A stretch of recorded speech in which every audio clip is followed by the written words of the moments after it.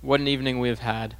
I want to invite up to the stage President Ross and the Linterns, our team.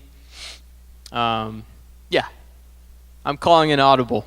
So he didn't expect this, but it's important that I do this. See, when you're the executive director, yeah.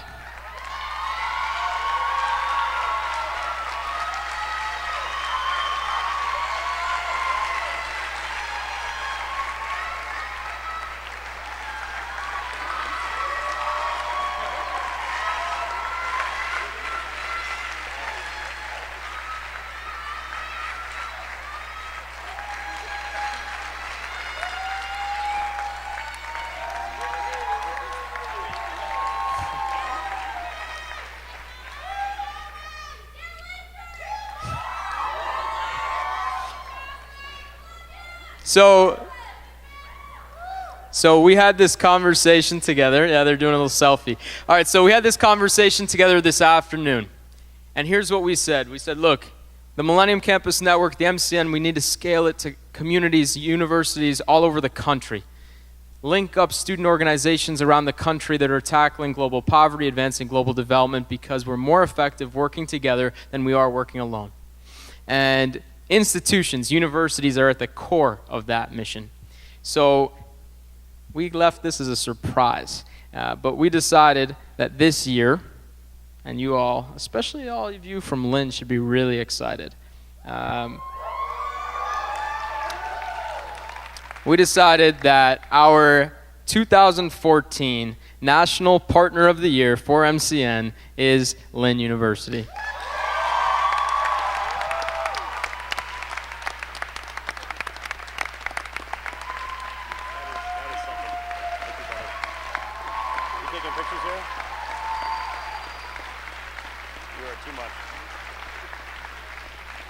Now, I want you all to stay standing.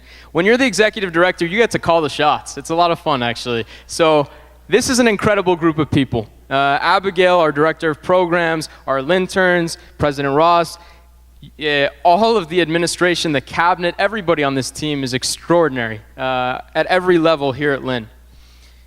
So that's one group of people that is really inspiring us and made all of this possible. Another group of people that has really changed the conversation, informed us, motivated us to do more, were these 8 Global Generation Award winners.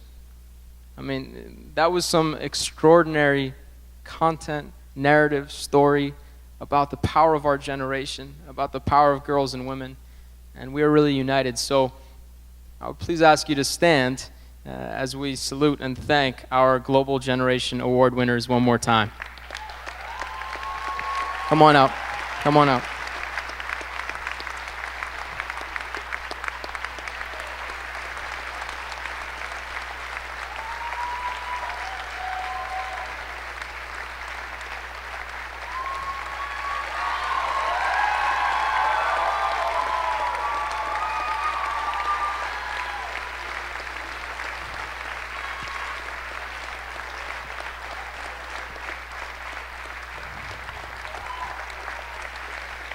Now, one second.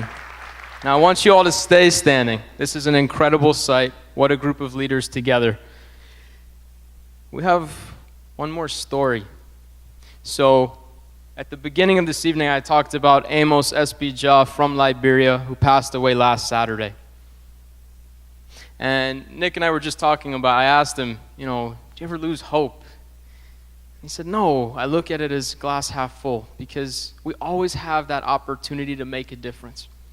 There's always that next opportunity. We all make mistakes. No one is perfect. We're human. But we can still continue to repair the world by starting with relationships and those closest to us. So we wanted you all to be here to witness and really listen to Energy Mabarutse, who spoke yesterday about his personal narrative from Zimbabwe and an incredible journey. But he just wanted to share as well an update that I think is really fitting for this evening. So, Energy.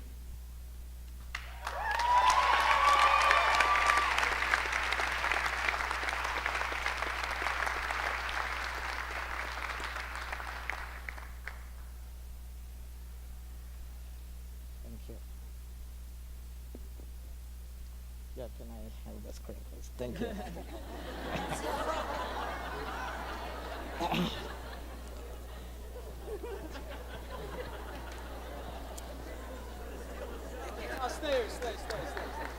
Um, Good evening to you all.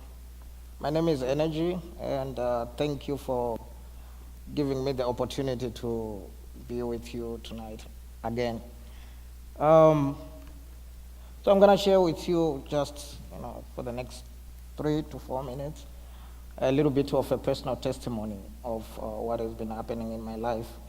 Um, Yesterday, I shared a little bit about my life story, and I highlighted two women that were so much of an impact in my life to be where I am today. And one of those women is my mother. That's a picture of me and my mom this past summer. Um, 2 years ago, my mom was diagnosed with breast cancer. And this came as a shock to my family. It came as a shock to my family on the fact that, one, we were not aware of the disease and we did not really know what to do. And two, we didn't have the financial stability to help her. So, you know what we did? We relied on the most common things that we're aware of, which is the traditional healers. So we sent her to the best traditional healers in the village. We got her the best herbs that you could imagine of. But did this work? No, it didn't. About a year ago, I was sitting in my dorm room here. I received a phone call from my brother, Knowledge. Yeah, his name is Knowledge, actually.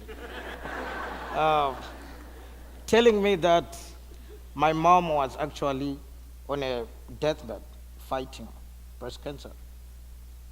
I didn't know where to look. I didn't know what to do. But an idea came up into my mind that I should probably tell a friend about this. I reached out to a friend who is here today with us, Andrew Lippi, and I told him. At that moment, I was actually in tears. And I said, this is my story, man. My mom is dying, and I have nothing to do. He was like, okay, let's empty all our savings that we have. Let's call all our friends that are close to us, and we're gonna empty our bank accounts today, and we're gonna do something about this. We called a couple of friends, and we did, as he said. By the end of the day, we were holding $1,800 that we sent that night to the village, to my mom, so that she could be transported from the village to the city, and with the probability that she was going to visit the best doctor in the city. The following morning, she was already in the city and had seen this doctor. We didn't end there. We went on to say, let's reach out to a couple of people. The first person that came up in my mind was Sam Vega. I called Sam and I told him the situation. And I remember we spent the whole night up to 3 a.m. trying to figure out what we were exactly going to do. He came up with an idea. He was like, you know what, for a start, let's put up a website. We created a website, very simple, cheap. And by the end of the first week, we'd managed to fundraise $4,500 towards my mom's medication.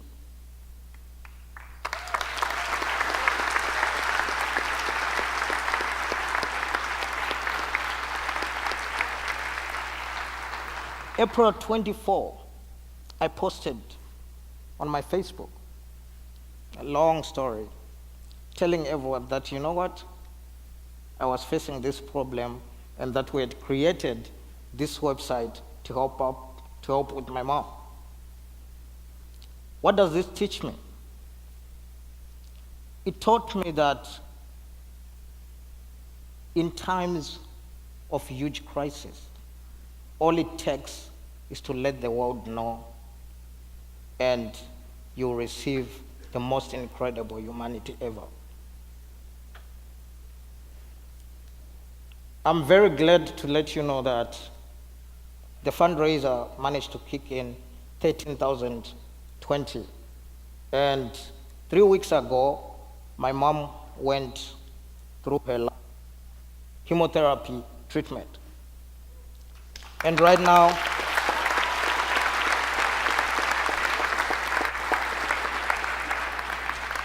now, she's in recovery, waiting for the CAT scans to come in. We are all here today just because of a reason. But I'm gonna share with you today, from my personal experience, it all comes because of an idea. That idea is what sparks what becomes success. Andrew and I had an idea that, you know what, let's take this out. We reached out to Sam. That idea brought about $13,000, and it saved a life. I was telling my mom this weekend about this whole conference, and I actually received a message that I put up here. I explained a little bit about MCC. I'm gonna read it to you real quick. Ndinotenda nebasa ramakaita pakundibatsira kurapwa kwangu. Ndinovimba chose kuti ramangwana repasi rino rakajeka nekuda kwebasa rapakabata. Rakabatwa nevechidiki vanhasi. Pasina imi handaikunda ndega. So literally what this message is saying is that thank you very much for all the hard work that you put towards my treatment. I'm very convinced that this world tomorrow is bright just because of the work that you all young people are putting in. Without you, I wouldn't have won this war alone. It all begins with you. And my reply to my mom tonight is that without you, Mom, I wouldn't be here. Thank you.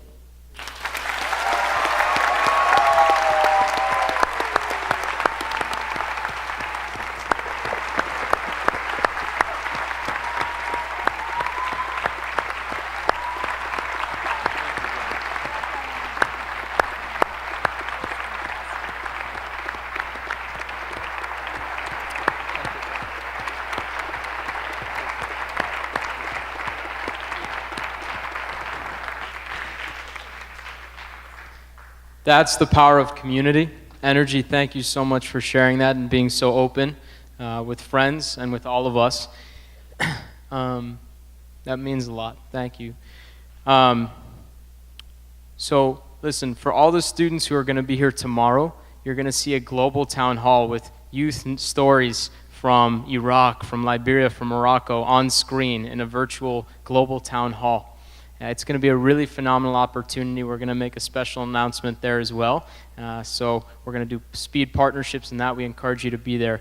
And look, I'm going to just close with one quote that I think is why we're all here, which is a quote from Maya Angelou. And Maya Angelou said, I've learned that some people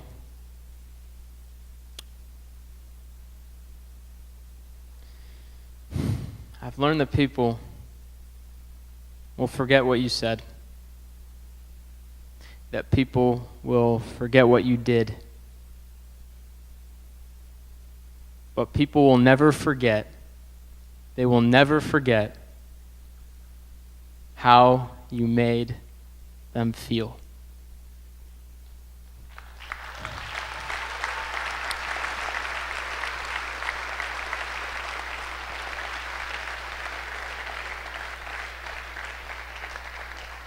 So the relationships that you've built here, I know that a number of the award winners are going to come out to the lobby to meet you. Nick and Carol doing book signings, so you can continue to connect with them and their stories. Take advantage of these opportunities to build relationships that really matter. And again, it's all about how we feel. So a thank you to all of you. And to close out, a fantastic performer who you saw last night, Alexander Starr, is going to come back on stage. Thank you.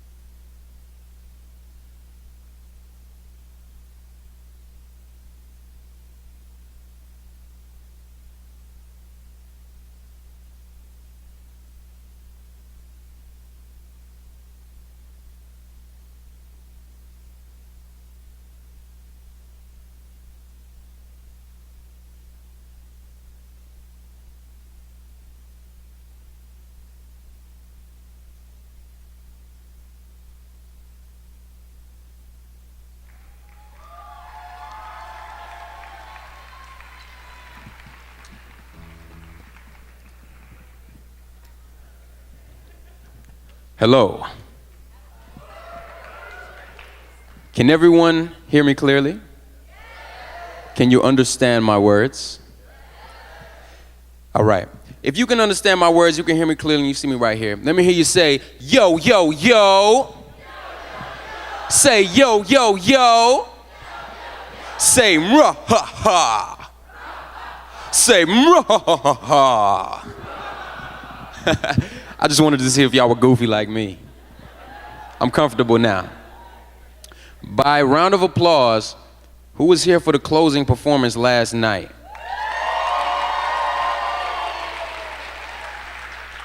Y'all made that so much fun. So last night, you got to hear me and you got to see me. Tonight, I want to just take a few moments for you to get to know me a little bit. My name is AlexanderStar.com.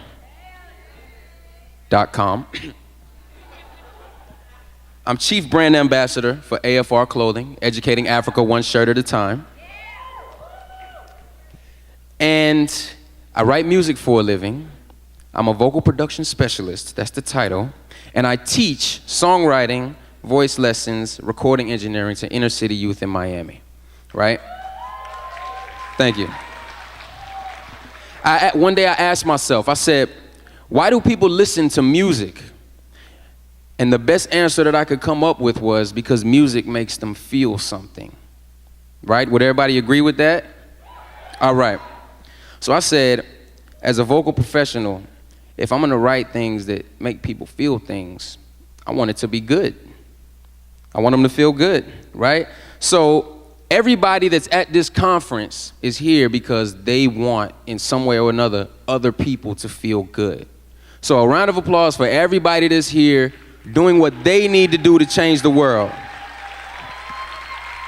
Big shout out to Sam. When I found out, actually, Kuda, the founder of AFR Clothing, and I found out about MCN through Energy, right? And we found out what this whole thing is about. We were like, yo, we have to align with this cause. So, being the feel-gooder that I am, by special request from Mr. Vagar, I'm gonna share the record that I wrote when I thought to myself, if I were to die today, do I have a song that I want played at my funeral that represents me and who I am, that my parents will be like, that's my son. This record is for everybody here, and it's called Changes in the Air.